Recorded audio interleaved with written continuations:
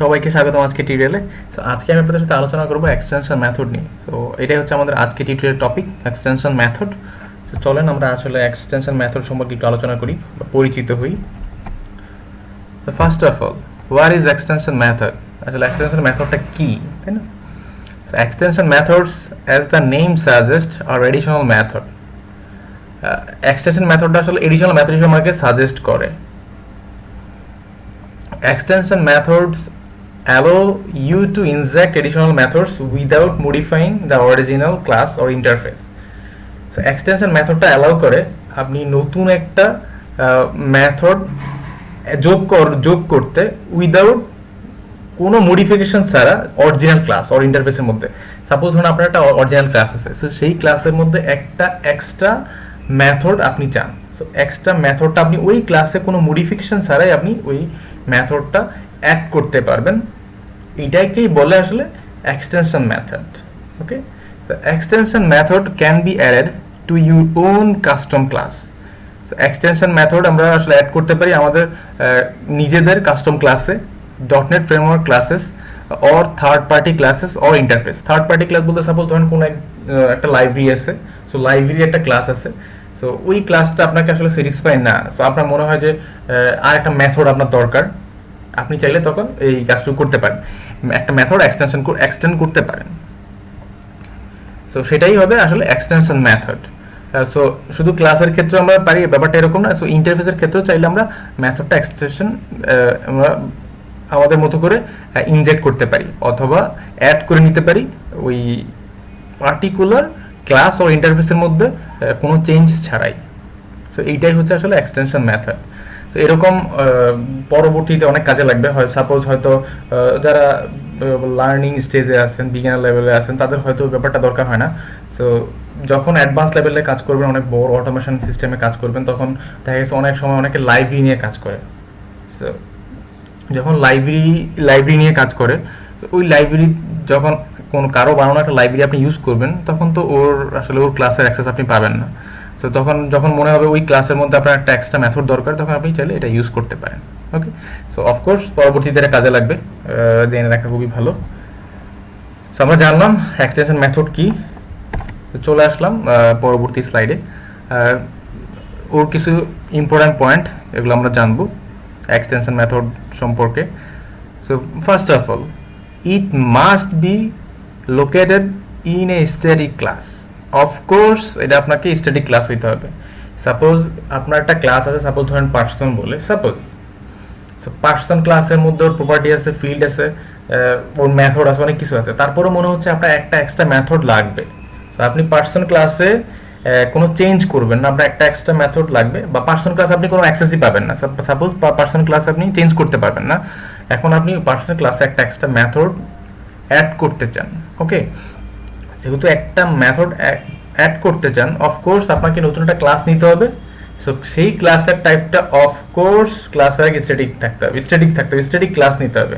যদি আপনি static class না নেন, তাহলে আপনি আসলে ওই মেথড এক্সটেনশন করতে পারবেন না। সো এটা হচ্ছে প্রথম শর্ত, আপনার ওই ক্লাসটা স্ট্যাটিক হওয়া লাগবে। Okay, you can give any name.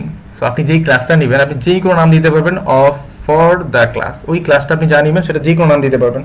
That has an extension method but the classes should be static.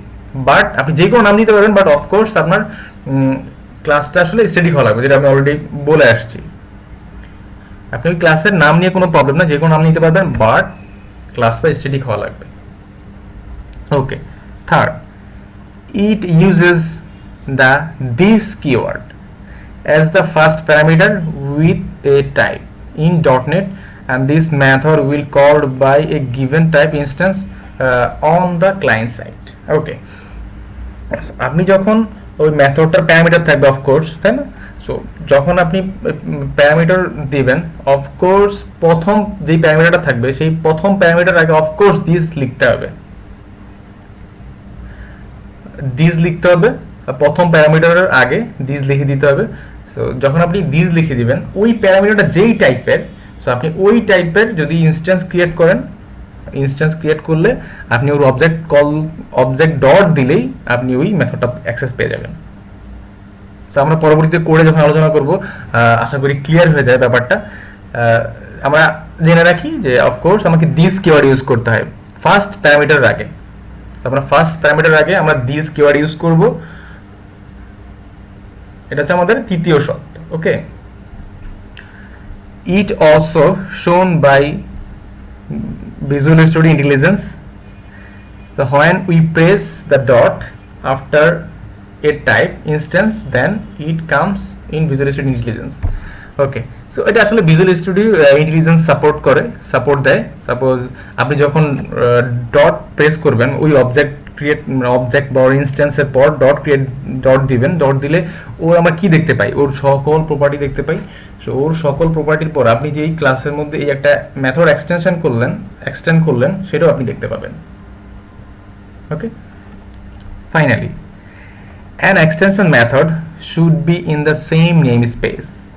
So extension মেথডটা অফ কোর্স নেম স্পেসের মধ্যে হইতে হবে, সেম নেম স্পেস হওয়া লাগবে, as it is used or you need to import the namespace of the class by a using statement. So name যদি same name স্পেসের মধ্যে হয় তাহলে কোনো প্রবলেম নাই। যদি সেম নেম স্পেস না হয় তখন আপনাকে সেটাকে ইম্পোর্ট করে নিতে হবে ওই নেম স্পেসটা। সো ব্যাপারটা হচ্ছে যদি আপনি কোনো একটা লাইব্রেরি কল করেন সেখানে তো আপনি কোড লিখতে পারবেন না আর গিয়ে, তাই না? তো অফকোর্স আপনি তখন অন্য একটা ক্লাসে আপনি সেই নেম স্পেসটা ইম্পোর্ট করে নিলেই হয়। সো এইগুলো ছিল আসলে খুব ইম্পর্ট্যান্ট পয়েন্ট, এগুলো খুবই গুরুত্বপূর্ণ জিনিস আপনার এক্সটেনশন মেথডের জন্য, এগুলো লাগবেই। সো এগুলো খুবই ইম্পর্টেন্ট জিনিস, এগুলো বেসিক ইম্পর্টেন্ট জিনিস, আরও হয়তো দু একটা থাকতে পারে, আপনারা একটু পড়ালেখা করে নেবেন ব্যাপক জানার জন্য। আমি যেগুলো ছিল একদম বেসিক এগুলো লাগবেই, সো সেগুলো আমি আসলে ইনকর্পোরেট করলাম, এখানে নিয়ে আসলাম, সেগুলো নিয়ে আপনাদের সাথে আলোচনা করলাম। সো এই ছিল এই স্লাইডে। সো আর তেমন কোনো ওইটা নিয়ে আলোচনা নাই। সো আমরা পরবর্তীতে আমরা করে দেখবো কীভাবে মেথড এক্সটেনশন করতে পারি। সো আমরা কীভাবে সেটা এক্সটেন্ড করতে পারি, কীভাবে কল করতে পারি, দিস এবং স্ট্যাটিক নিয়ে আমরা একটু আলোচনা করব। এখানে যতটুকু আলোচনা করা দরকার আমরা এখানে থিওরি জানলাম, পরবর্তীতে আমরা কোডিং স্ট্রাকচার দেখব, ওইখানে দিস নিয়ে আলোচনা করব, বাকিটা আমরা সেখানে দেখব। ওকে, সেই পর্যন্ত ভালো থাকবেন, সাথে থাকবেন।